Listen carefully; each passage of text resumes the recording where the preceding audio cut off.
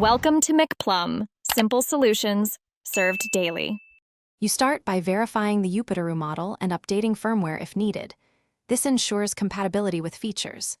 Next, insert a properly formatted micro SD card, class 10, 32 to 128 GB, because recording reliability depends on write speed.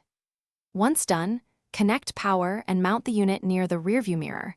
Aim the lens at the horizon to capture license plates and road signs. Make sure to tuck the cable under trim to avoid interference with airbags, and keep the view unobstructed. Now configure core settings. Set date and time precisely, and enable GPS so footage has accurate location data. Choose resolution and exposure based on light conditions. Higher resolution captures detail but uses more space.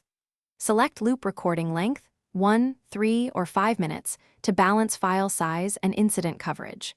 Calibrate the G-sensor by adjusting sensitivity until normal bumps don't trigger locks. Then enable parking mode if your model supports it, so impacts are recorded while parked. Finish with a full verification.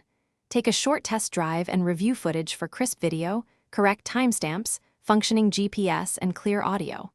Once satisfied, back up important clips to a PC and reformat the micro SD card monthly to prevent file corruption. If playback shows dropped frames or the unit won't record, reboot the dash cam, reseat or replace the card, and apply the latest firmware update. If problems persist, contact Yupiteru support with model and firmware details for targeted help. Thanks for watching. Stay juicy and subscribe.